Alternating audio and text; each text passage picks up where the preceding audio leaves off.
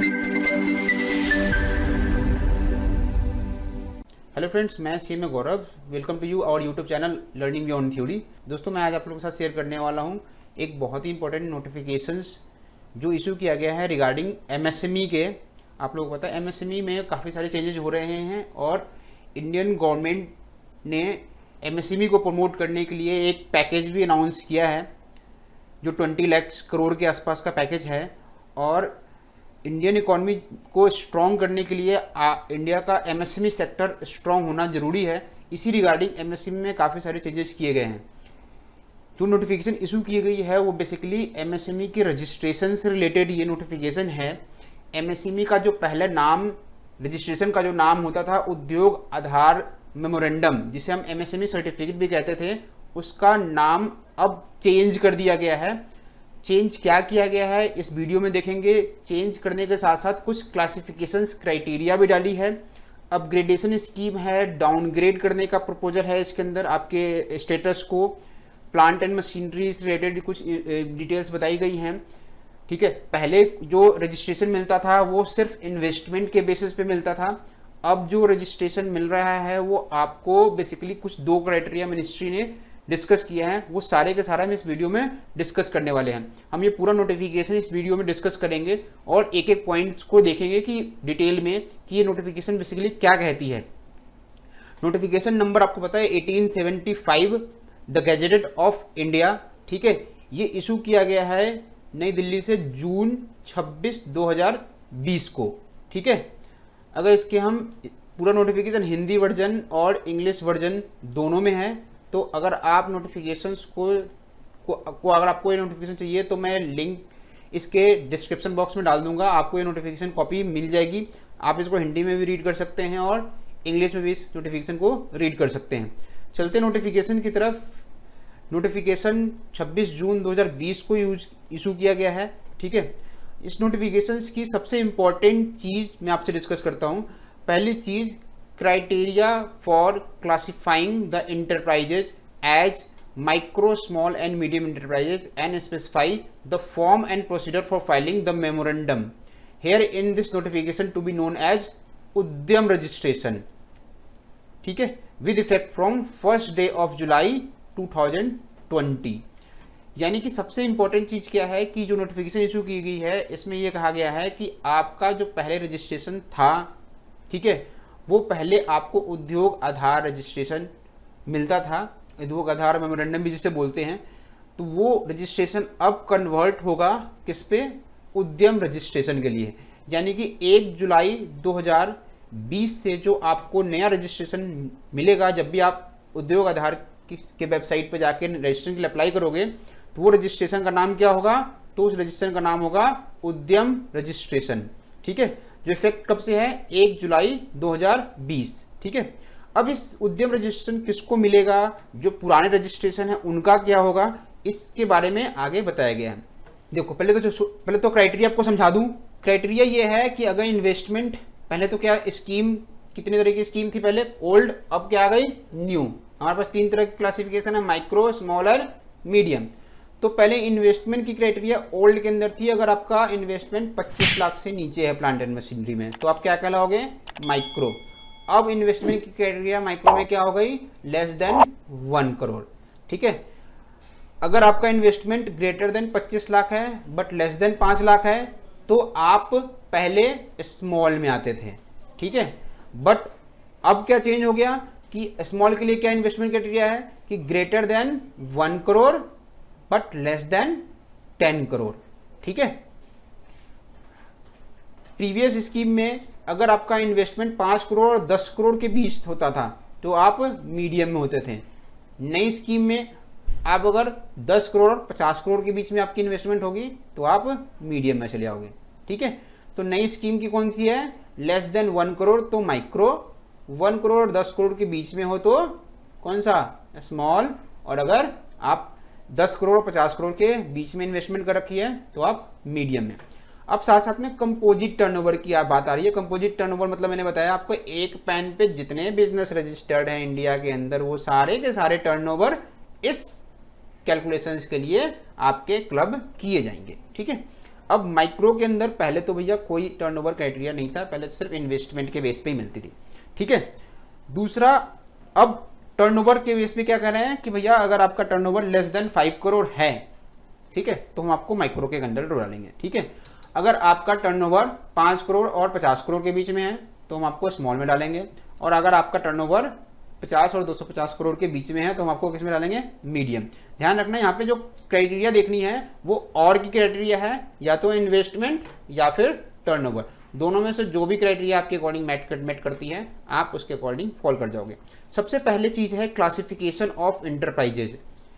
पहले क्लासिफिकेशन का कुछ बेस कुछ और था, क्लासिफिकेशन का अब बेस चेंज होके कुछ और हो गया है। पहले जो क्लासिफिकेशंस थी वो बेसिकली इन्वेस्टमेंट के बेसिस पे होती थी, यानी कि आप अगर सर्विस इंटरप्राइजेज में हो, सर्विस इंडस्ट्री में हो या मैन्युफैक्चरिंग इंडस्ट्री में हो, तो बेसिकली आपने अपना इन्वेस्टमेंट प्लांट एंड मशीनरी के अंदर कितना करा है उसके ऊपर आपकी कैटेगरी डिसाइड होती थी कि आप माइक्रो में आओगे, आप स्मॉल में आओगे, या आप मीडियम इंटरप्राइजेस कहलाओगे, ठीक है। बट अब ये क्राइटेरिया चेंज कर दिया गया है। अब जो क्राइटेरिया है वो बेसिकली आपकी टर्नओवर और इन्वेस्टमेंट दोनों में से कोई भी एक क्राइटेरिया आपकी मेट होती हो उसके बेस पे आपको ये डिसाइड किया जाएगा कि आप माइक्रो, स्मॉल या मीडियम इंटरप्राइजेस की हैं। तो माइक्रो में कौन फॉल करेगा, सबसे पहले उसको जानते हैं। तो माइक्रो इंटरप्राइजेस के लिए जो क्राइटेरिया रखी है वहां पे सबसे पहले बताया investment. Investment in what, investment in plant and machinery और equipment does not exceed 1 crore rupees, ठीक है। यानी कि जो माइक्रो इंटरप्राइजेस वो इंटरप्राइजेस कहलाएंगे जिनकी इन्वेस्टमेंट प्लांट एंड मशीनरी और इक्विपमेंट में किससे कितने ज़्यादा नहीं होगी, 1 करोड़ से ज़्यादा नहीं होगी, तो वो माइक्रो इंटरप्राइजेस कहलाएंगे। अगर आपका इन्वेस्टमेंट कुछ और कहता है, अगर आपका टर्नओवर है, ठीक है, अब यहाँ पे टर्नओवर की बात भी बोलिए कि turnover does not exceed 5 crore, यानी कि माइक्रो इंटरप्राइजेज वो इंटरप्राइजेज होंगे जिनकी इन्वेस्टमेंट या तो 1 करोड़ से नीचे हो या जिनका टर्नओवर 5 करोड़ से नीचे हो, ठीक है। यानी कि दो क्राइटेरिया है, पहले इन्वेस्टमेंट और दूसरी टर्नओवर। और स्मॉल इंटरप्राइजेस के डेफिनेशन में कौन आएगा, तो स्मॉल इंटरप्राइजेस डेफिनेशन में वो बंदे आएंगे जो प्लांट एंड मशीनरी इक्विपमेंट में जिनकी इन्वेस्टमेंट, ठीक है, यानी कि investment in plant and machinery और इक्विपमेंट डज नॉट एक्सीड, कितना से, does not exceed 10 crore rupees, ठीक है। तो इन्वेस्टमेंट अगर आप स्मॉल इंटरप्राइजेस के कैटेगरी में आप कब आओगे, जब आप अपनी प्लांट एंड मशीनरी और इक्विपमेंट में जब आपकी इन्वेस्टमेंट 10 करोड़ रुपए तक की होगी। यानी कि अगर आपकी इन्वेस्टमेंट 1 करोड़ से ज़्यादा और 10 करोड़ से नीचे है तो आपकी जो इंटरप्राइज कहलाएगी वो एक स्मॉल इंटरप्राइजेस के डेफिनेशन में कवर्ड होगी। अगर आप इन्वेस्टमेंट को छोड़े, अगर आप टर्नओवर की बात करें कि आप कहते हैं भाई मेरा टर्नओवर तो क्या है, वो मेरा टर्नओवर कितनी है, कुछ और है, मेरी इन्वेस्टमेंट सपोज करो मेरी इन्वेस्टमेंट है 90 लाख रुपीज़, लेकिन मेरा टर्नओवर जो है वो 10 कितने से एक्सीड कर गया, 5 करोड़ से, तो मैं किस में आ जाऊंगा, स्मॉल इंटरप्राइजेस के लिए। तो स्मॉल इंटरप्राइजेस के लिए टर्नओवर की क्या कैटेगरी है, जिनकी टर्नओवर कितनी एक्सीड नहीं करती, 50 करोड़, ठीक है। यानी कि स्मॉल इंटरप्राइजेस के लिए कितनी है, तो 50 करोड़ रुपए का टर्नओवर क्राइटेरिया रखा गया है। तो स्मॉल इंटरप्राइजेस में कौन आ रहे हैं, जिनकी इन्वेस्टमेंट 10 करोड़ से नीचे है, यानी कि कहां से कहां तक, 1 करोड़ से लेकर 10 करोड़ तक, और जिनकी टर्नओवर 50 करोड़ से नीचे है, यानी कि कितनी से, 5 करोड़ से 50 करोड़ के बीच में जिनकी टर्नओवर है उसको वो स्मॉल इंटरप्राइजेस कहेंगे। तीसरा है मीडियम इंटरप्राइजेस। मीडियम इंटरप्राइजेस कौन होगा, जिनकी इन्वेस्टमेंट प्लांट और मशीनरी और इक्विपमेंट में किससे ज़्यादा एक्सीड नहीं करेगी, 50 करोड़ रुपए से ज़्यादा एक्सीड नहीं करेगी। यानी कि कहाँ से कहाँ तक, 10 करोड़ से ऊपर और 50 करोड़ से नीचे जिनकी भी इन्वेस्टमेंट्स होगी प्लांट मशीनरी और इक्विपमेंट में, वो क्या कहलाएंगे, वो मीडियम इंटरप्राइजेस कहलाएंगे। अगर टर्नओवर की बात करें तो यहाँ बोला गया है 250 करोड़ रुपये, यानी कि जिसकी इन्वेस्टमेंट 50 करोड़ से नीचे, 10 करोड़ और 50 करोड़ के बीच में, या टर्नओवर के बीच में 50 करोड़ और 250 करोड़ के बीच में है, वो क्या कहलाएंगे, मीडियम इंटरप्राइजेस। अब हम नेक्स्ट देखते हैं बिकमिंग अ माइक्रो, स्मॉल और मीडियम इंटरप्राइजेस में क्या बोला गया है। यहाँ पे सबसे इंपॉर्टेंट पॉइंट है registration online Udyam registration portal पे। आपको करना क्या है, जो भी पर्सन अपनी कैटेगरी में फॉल करता है, ठीक है, आपको सिंपली क्या करना है, उद्यम रजिस्ट्रेशन करना है अपना ऑनलाइन, ठीक है। और कहाँ पे करोगे, उद्यम रजिस्ट्रेशन पोर्टल पे। वो होगा क्या, वो एक basically self declaration with no requirement to upload document, paper and certificate और प्रूफ। कोई भी डॉक्यूमेंटेशन आपको इसके लिए कुछ भी नहीं देना, गवर्नमेंट को कोई भी डॉक्यूमेंट अपलोड नहीं करना। सिंपली क्या करना है, उद्यम रजिस्ट्रेशन पोर्टल पे जाना है, अपनी डिटेल्स फिल करनी है, अपनी इन्वेस्टमेंट बतानी है, अपनी टर्नओवर बतानी है, और आपका रजिस्ट्रेशन ग्रांट कर दिया जाएगा। आपके किस बेसिस पे, सेल्फ डिक्लेरेशन बेसिस पे। आपको कोई भी डॉक्यूमेंट नहीं देना, किसी डिपार्टमेंट नहीं जाना, और कोई प्रूफ भी नहीं देना किसी सर्टिफिकेट का, ठीक है। आप अगर ऑलरेडी रजिस्टर्ड हो, ठीक है, तो उनको भी ये प्रोसेस फॉलो करना है, और नए रजिस्ट्रेशन को भी ये प्रोसेस फॉलो करना है।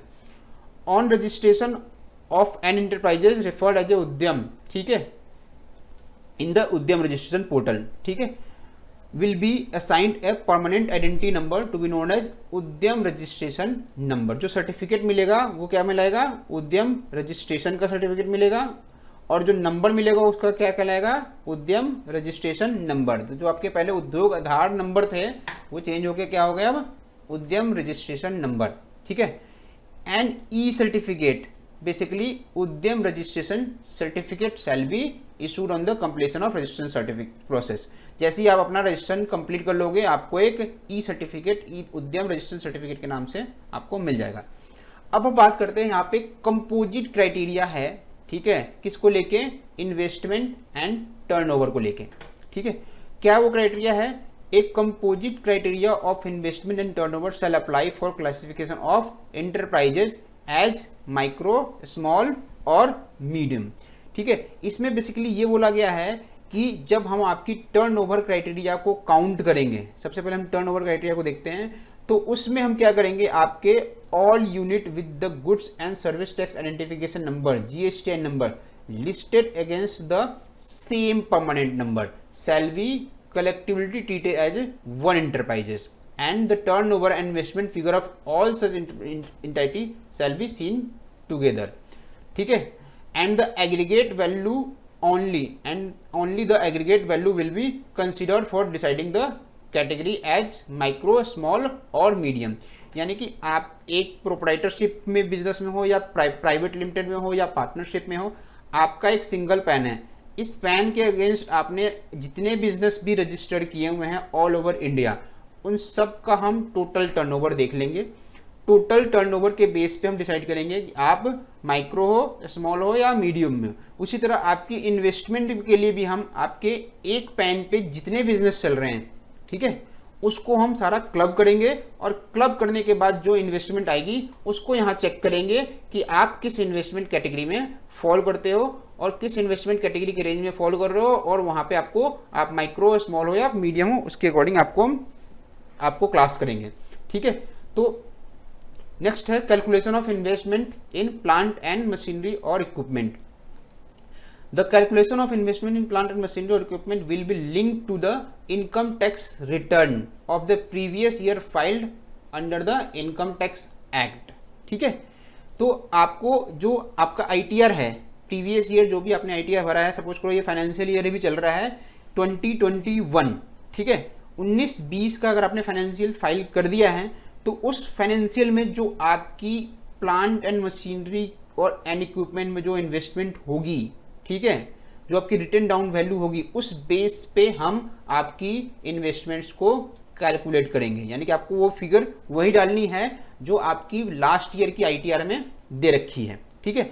अगर आप एक न्यू एंटरप्राइजेज हो, in case of new enterprises where no prior ITR is available, the investment will be based on the self declaration of the promoter of the enterprises, ठीक है। अगर आप पहली बार बिजनेस स्टार्ट कर रहे हो और फर्स्ट टाइम ही आपने इन्वेस्टमेंट लगाई है अपने बिजनेस में, आपका कोई भी ITR वगैरह नहीं है प्रीवियस ईयर्स का, उस केस में आप जो भी डिक्लेरेशन फाइल करोगे, आप बोलोगे भाई मैंने तो 50 लाख का मशीनरी लगाया हुआ है, तो 50 लाख के अकॉर्डिंग जनरेट हो जाएगा। आपने कहा 5 करोड़ का लगाया हुआ है तो 5 करोड़ का हो जाएगा, ठीक है।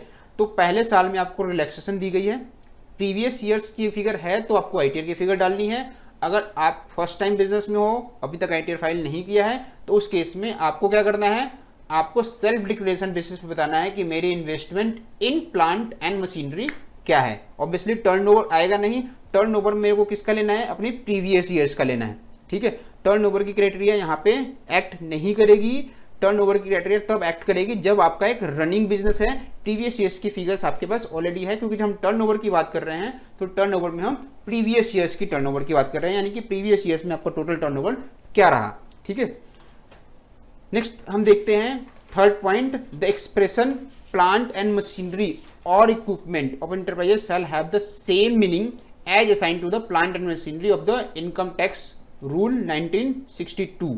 जो इनकम टैक्स एक्ट के अकॉर्डिंग जो प्लांट एंड मशीनरी की जो वैल्यू है और जो रूल्स है, ठीक है, वही इसके अंदर आएंगे। यानी कि प्लांट मशीनरी एंड इक्विपमेंट में आप क्या क्या चीजें लोगे, उसके लिए आप इनकम टैक्स एक्ट रूल के अकॉर्डिंग आप डिसाइड करोगे कि आपका कौन कौन सा प्लांट मशीनरी और इक्विपमेंट इसमें कवर्ड होगा और क्या क्या इसके अंदर और क्या क्या इंक्लूड होगा। तो इसको उन्होंने ये भी कहा है कि क्या क्या इंक्लूड होगा, तो and shall include all tangible assets, ठीक है, सारे टेंजिबल एसेट्स काउंट होंगे आपके, लेकिन क्या काउंट नहीं होगा, तो other than land and building furniture and fixtures.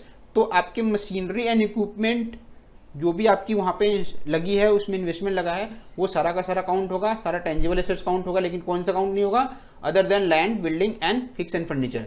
Next point है, बहुत इंपॉर्टेंट पॉइंट है, the purchase invoice value of the plant and machinery of और equipment whether purchase first hand और सेकेंड हैंड। बहुत सारे बिजनेसमैन होते हैं जो मशीनरी को सेकेंड हैंड परचेज करते हैं, ठीक है।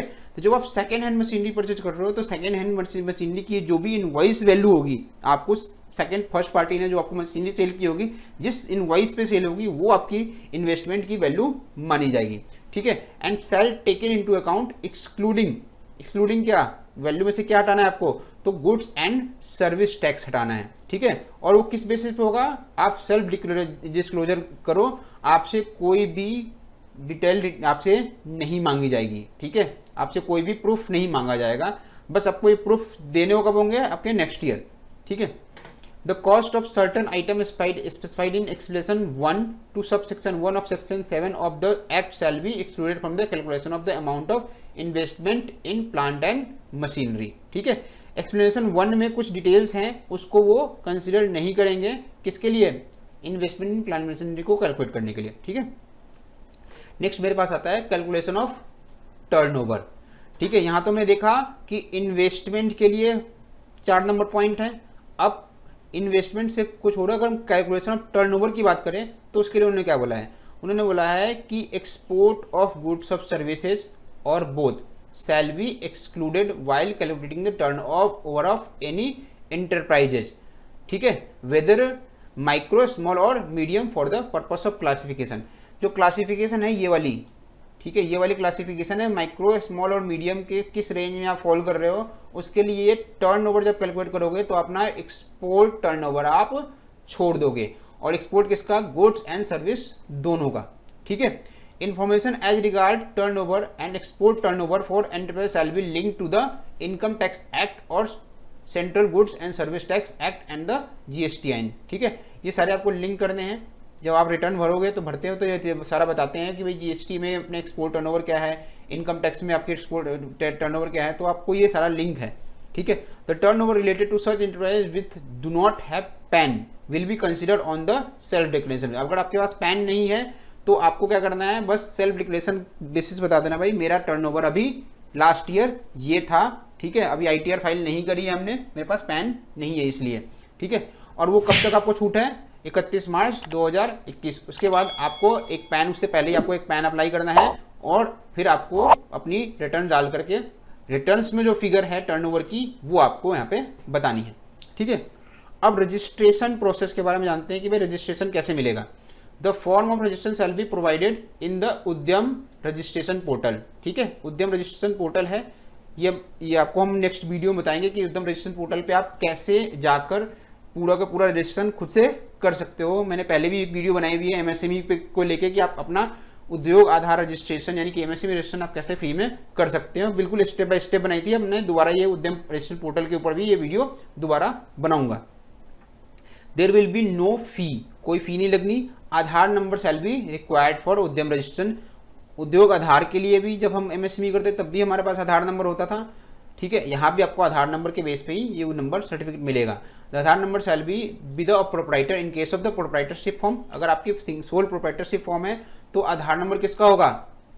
प्रोप्राइटर का, ठीक है, क्योंकि प्रोप्राइटर उसका ऑनर होता है, ठीक है। और अगर अदर देन प्रोप्राइटर है, यानी कि सपोज कोई एचयूएफ है, तो एचयूएफ केस में किसका आधार कार्ड? कर्ता का, ठीक है। और पार्टनरशिप के केस में किसका? किसी भी पार्टनर का। कंपनी के केस में, सोसाइटी के केस में, लिमिटेड लाइबिलिटी के केस में, इस केस में जो ऑथराइज्ड पर्सन है उस पर्सन का कौन सा यूज करेंगे हम? आधार नंबर, ठीक है। In case of an enterprise is duly register with the Udyam with PAN, ठीक है। Any deficiency of information for previous year when where it did not have PAN shall be filed on the self declaration basis. अगर आपके पास नहीं है तो उद्यम with pan के करके आप कर सकते हो। No enterprise shall be file more than one Udyam registration. एक उस पर्सन को, एक कंपनी को, एक इंटरप्राइजेज को एक ही उद्यम रजिस्ट्रेशन अप्लाई करना है, ठीक है। Provided that any number of activity including manufacturing और सर्विस और बोथ में बी स्पेसिफाइड और added in one Udyam registration. ऐसा नहीं करना है कि आपको भाई मैन्युफैक्चरिंग मेरी यूनिट अलग है, मेरी सर्विस यूनिट अलग है, ये यूनिट अलग है, ये यूनिट अलग है, तो सबके लिए अलग अलग उद्यम रजिस्ट्रेशन ले लूँ, ठीक है, नहीं करना। अब आपको एक उद्यम रजिस्ट्रेशन अपने एक पैन के लिए लेना है, ठीक है। हुज इंटेंशनली मिसरिप्रेजेंट और attempt to suppress the self-declared fact and the figure appearing in the उद्यम registration और updation process shall be liable for such penalty। Obviously गलत इन्फॉर्मेशन दोगे आप, चीट करोगे, उन्होंने कहा सेल्फ डिक्लेरेशन पे फाइल करो, चीट करोगे तो आपको भाई एक्ट के अंदर तो पेनल्टी लगेगी और है भी लगती है पेनल्टी। अब रजिस्ट्रेशन, अब सबसे बड़ा क्वेश्चन आता है कि भैया नया बिजनेसमैन है, पहली बार करा रहा है, तब तो बहुत ईजी प्रोसेस है, सब कुछ आराम से हो जाएगा, कोई दिक्कत नहीं है। जो टर्नओवर होगी, जो इन्वेस्टमेंट होगी, उसके अकॉर्डिंग चलता रहेगा वो, ठीक है। उसके अकॉर्डिंग वो अपने आप अपग्रेड हो जाएगा, ठीक है। उसके अकॉर्डिंग वो अपने आप उसको रजिस्टर मिल जाएगा कि वो माइक्रो में है, मीडियम में है, स्मॉल में है, ठीक है। अब बात करते हैं जो एग्जिस्टिंग थे, यानी कि 30 जून 2020 तक जिन्होंने अपना रजिस्ट्रेशन उद्योग आधार में कराया, उनका क्या होगा, ठीक है। क्या उनको अपना रजिस्ट्रेशन दोबारा कराना पड़ेगा? जी हाँ। पहला क्वेश्चन तो जो रजिस्ट्रेशन पहले हो रखे थे उनको दोबारा अपना रजिस्ट्रेशन अप्लाई करना पड़ेगा उद्यम रजिस्ट्रेशन पोर्टल पे। तो point number 1, all existing enterprises registered under the EM part 2 और U shell register again on the Udyam registration portal on और आफ्टर 1 जुलाई 2020। 1 तारीख को कर लीजिए या 1 जुलाई 2020 को कर लीजिए। बाकी आज 1 जुलाई 2020 है और अगर आप वेबसाइट ओपन करोगे तो वेबसाइट पे लिख के आ रहा है site under updation of new उद्यम रजिस्ट्रेशन पोर्टल। तो जैसे ये पोर्टल ओपन चलने लगेगा आप इस वेबसाइट पे विजिट करके अपना उद्योग आधार रजिस्ट्रेशन आप कर सकते हो, ठीक है। अब हम नेक्स्ट बात करते हैं, all enterprises registered till 30 June shall be reclassified. बहुत ही इंपॉर्टेंट पॉइंट है, reclassified in according with this notification. भाई पहले तो क्राइटेरिया कुछ और थी, पहले तो बहुत छोटी सी क्राइटेरिया थे, इन्वेस्टमेंट में 25 लाख, 5 करोड़, 10 करोड़, बट अब तो यहाँ पे आपने बोला इन्वेस्टमेंट भी है और टर्नओवर भी है, ठीक है। और पहले तो इन्वेस्टमेंट 25 लाख पे माइक्रो आता था, स्मॉल 5 करोड़ पे आता था और मीडियम के लिए 10 करोड़ थे। यहाँ तो इन्वेस्टमेंट 1 करोड़ रुपए तक है तो आप माइक्रो में ही रहोगे। पहले अगर 1 करोड़ रुपए की इन्वेस्टमेंट होती थी तो आप स्मॉल में आ जाते थे, ठीक है। पहले अगर आप 5 करोड़ से ज़्यादा की इन्वेस्टमेंट कर देते थे तो आप किस में आ जाते थे? मीडियम में।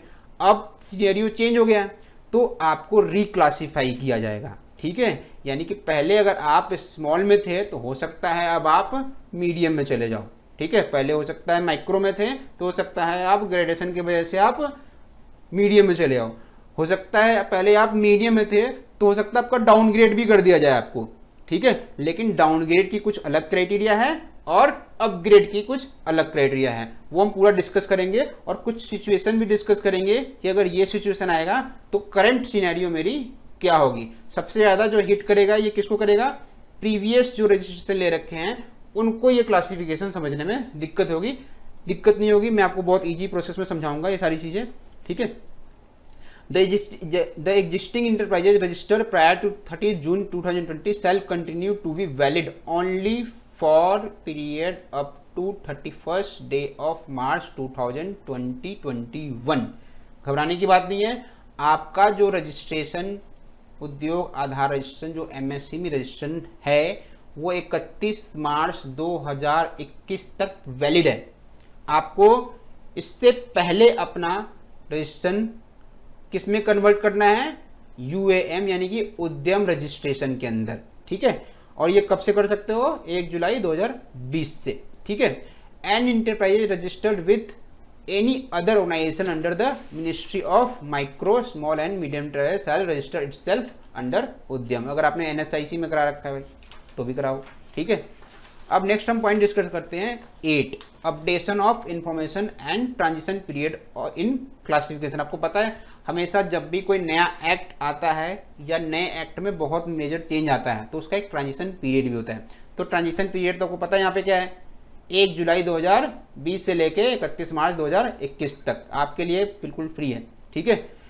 अब ट्रांजिशन पीरियड में अब इंफॉर्मेशन कैसे अपडेट करनी है तो उसके बारे में है, an enterprise having Udyam registration number shall updates its information online in the Udyam registration portal including the detail of the ITR and GST return of the previous financial year and such additional information may be required on self declaration basis, ठीक है।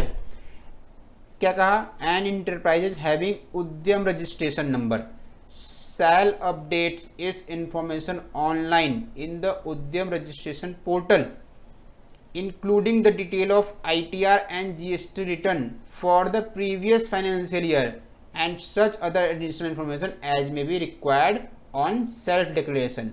आपने अपना 1 जुलाई के बाद आपने अपना registration apply कर दिया, आपको मिल गया, ठीक है, सेल्फ डिक्लेरेशन के बेसिस पे, ठीक है। अगले साल जब आप क्या करोगे, अपना जो डेटा है वो अपडेट करोगे किस बेस पे? ITR और GST रिटर्न्स के बेस पे, ठीक है। Failure to update the relevant information within the period specified in the online Udyam registration portal will be render the enterpriser liable for the suspension of its status, ठीक है। अगर आपने नहीं करा तो आपका स्टेटस क्वैश कर दिया जाएगा। Based on the information furnished on the gather from the government sourcing including ITR और GST return the classification of the enterprise will be updated, ठीक है। आपने जो डिक्लेरेशन फाइल की गवर्नमेंट के सोर्सेज के थ्रू जो उनको इन्फॉर्मेशन मिली उसके बेस पे आपका डेटा अपने आप अपडेट कर दिया जाएगा, ठीक है। In case of graduation from lower to higher, पहले आप किस में थे? माइक्रो में, अब नए क्लासिफिकेशन के अकॉर्डिंग किस में आ गए? स्मॉल में या मीडियम में। तो उस केस में क्या होगा? यानी कि अगर आपकी ग्रेजुएशन हो रही है फ्रॉम लोअर टू हायर और रिवर्स ग्रेजुएशन भी लग रहा है भाई, पहले मीडियम में थे बट अब स्मॉल में आ गए, कैसे होगा हम आगे देखेंगे, ठीक है। Sliding down to lower category of enterprises a communication will be send to enterprise about the change of the status. अगर आप लोअर से हायर में जाओगे तो भी कम्युनिकेशन आएगी, हायर से लोअर में आओगे तो भी आपको एक कम्युनिकेशन आएगी कि भाई आपका स्टेटस चेंज कर दिया गया है और आपको अब आपका स्टेटस माइक्रो, स्मॉल या मीडियम ये है, ठीक है। In case of an upgrade change in the term of investment in the plant and machinery or equipment or turnover or both and consequent reclassification, an enterprise will maintain its prevailing status till expiry of 1 year from the close of the year of registration। समझ में आया? दोबारा समझाता हूँ। इन case of an upgrade change, यानी कि upgrade हो रहा है, लोअर टू हायर में जा रहे हो, ठीक है। किस बेसिस पे? Investment in plant and machinery और इक्विपमेंट और टर्नओवर, या दोनों के बेसिस पे जो रिक्लासिफिकेशन हो रही है उस केस में आप अपवर्ड जा रहे हो, ठीक है। तो उस केस में क्या होगा? आपका जो प्रिवेलिंग स्टेटस है वो मेंटेन रहेगा till the expiry of 1 year from the close of the year of registration. आपने रजिस्ट्रेशन इस साल लिया, अगले साल के 31 मार्च तक आपका ये स्टेटस अपडेटेड रहेगा, ठीक है। अगर आप डाउनग्रेड होते हो, यानी कि in case of reverse graduation of enterprises whether a result of reclassification और due to actual change in investment in machinery और इक्विपमेंट और टर्नओवर और बोथ, अगर आप डाउनग्रेड हो रहे हो किस बेसिस पे? या तो रिक्लासिफिकेशन हो गई, नए भाई इन्वेस्टमेंट में फॉल नहीं कर रहे आप, नए क्राइटेरिया में फॉलो नहीं कर रहे हो, या फिर आपने अपनी प्लान मशीनरी में से कुछ पार्ट बेच दिया, ठीक है, तो आपकी वैल्यू कम रह गई, ठीक है, या फिर आपने टर्नओवर आपका कम हो गया तो भी वैल्यू कम रहेगी आपकी टर्नओवर भी, तो उस केस में आप कैसे आपको डाउनग्रेड किया जाएगा और क्या आपका स्टेटस तुरंत चेंज होगा? नहीं। Whether the enterprises is registered under the act और not, the enterprise will continue its present category, ठीक है, till the closure of financial year and it will be given the benefit of change status only with the effect from 1st April of the financial year following the year in which such change took place।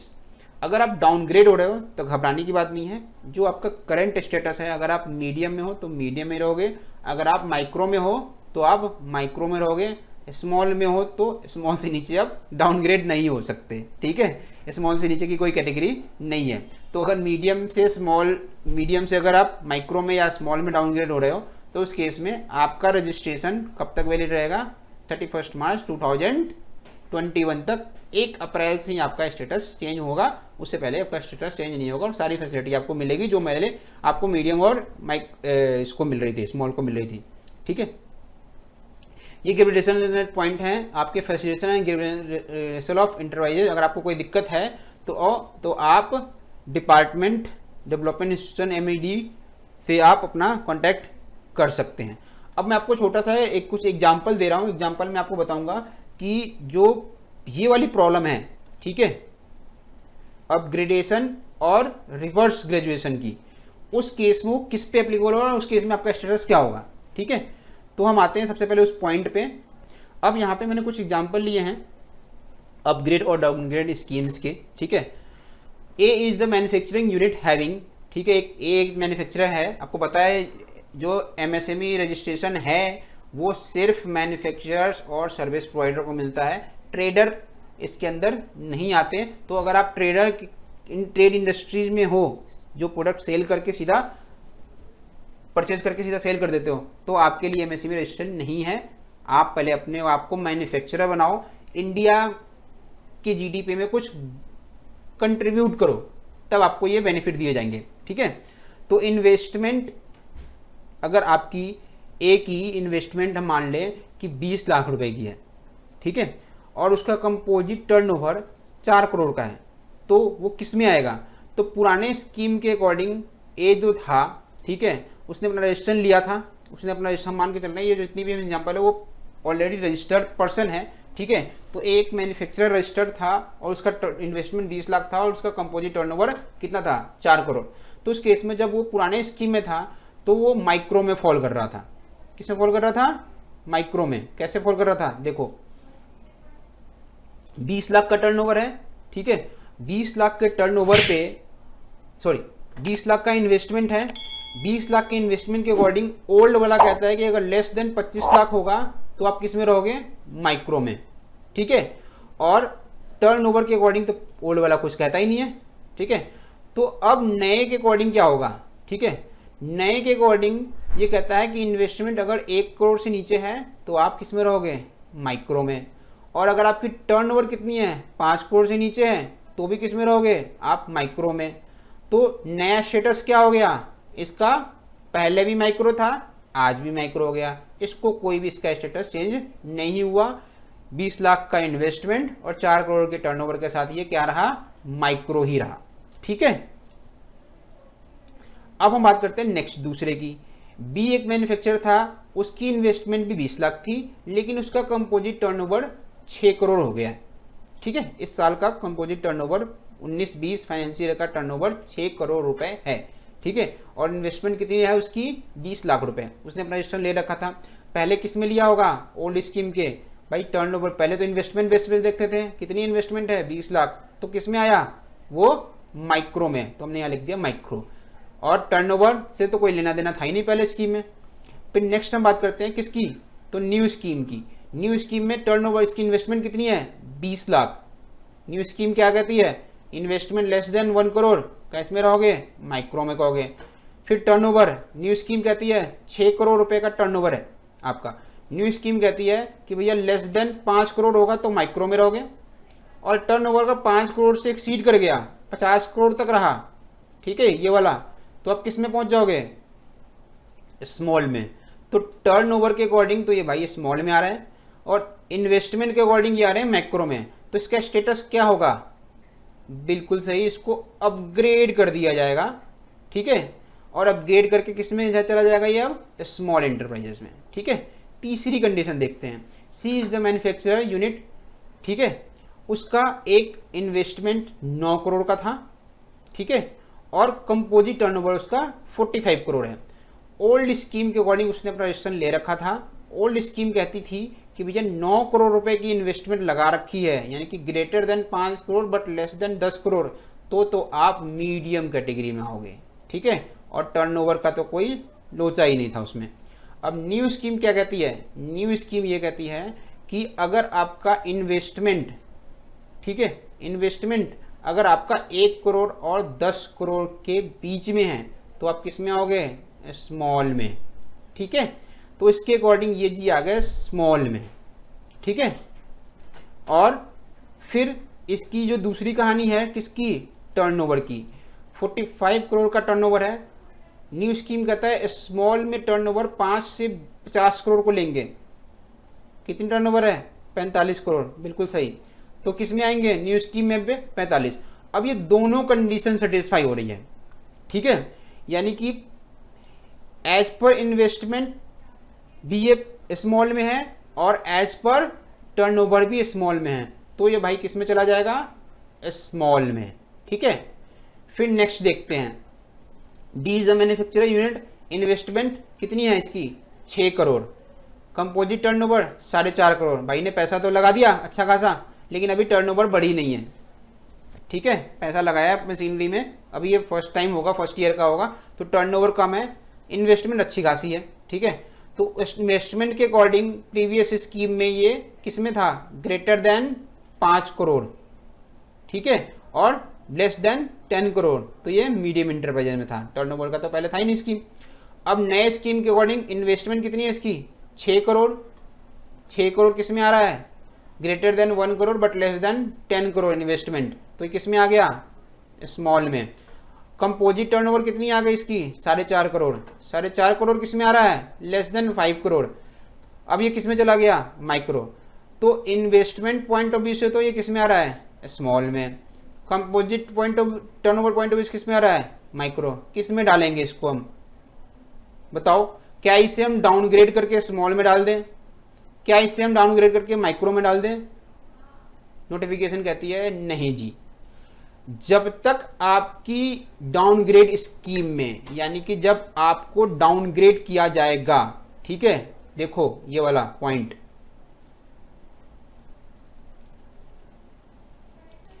in case of reverse graduation of enterprises whether as a result of reclassification or due to actual change in investment or plant and machinery or turnover both, and whether the enterprise is registered and the enterprise will continue its present character till the closure of the and will be given the benefit of the change so only with effect for 1 अप्रैल। ठीक है, इसमें ये बात बोली गई है कि जब आपको हम डाउनग्रेड करेंगे, ठीक है, तो डाउनग्रेड करते समय आपकी हम दोनों चीजें देखेंगे कि आप दोनों पे आपको एप्लीकेबल हो रहा है या नहीं हो रहा है, यानी कि दोनों चीजें आपकी एक साथ मैच कर रही है नहीं कर रही है। अगर आपकी दोनों चीजें मैच करेंगी, ठीक है, जैसे इस केस में देखो यहाँ पे ये मीडियम था लेकिन इन्वेस्टमेंट पॉइंट ऑफ व्यू से स्मॉल में आ गया और turn composite turn point of view से भी स्मॉल में आ गया, तो इसे डाउनग्रेड करके स्मॉल कर दिया जाएगा अगले साल, ठीक है। लेकिन करेंट स्टेटस तो उसका एज इट इज रहेगा, अगले साल उसको स्मॉल में कर दिया जाएगा। लेकिन इस केस में दोनों में से कोई दोनों पॉइंट ही एक स्मॉल हो रहे हैं और एक माइक्रो हो रहे हैं, यानी कि दोनों एक कैटेगरी में नहीं आ रहे हैं, तो उस केस में इसका जो प्रीवियस स्टेटस है वो वही बरकरार रहेगा, उसे इंक्रीज नहीं किया जाएगा या डिक्रीज नहीं किया जाएगा टिल कब तक, अगले साल के फाइनेंशियल ईयर तक। तो इस केस में डाउनग्रेड तो कर दिया जाएगा बट स्टेटस उसका अगले साल से इफेक्ट होगा, ठीक है। इस केस में उसको डाउनग्रेड भी नहीं किया जाएगा, उसको अपने करंट स्टेटस में ही रहने दिया जाएगा, ठीक है, और उसका स्टेटस अगले साल चेंज होके इन दोनों में से लेटेस्ट यानी कि स्मॉल कैटेगरी में डाल दी जाएगी, ठीक है। तो ये एक बेसिकली पूरा नोटिफिकेशन था जो मैंने आपके साथ शेयर किया।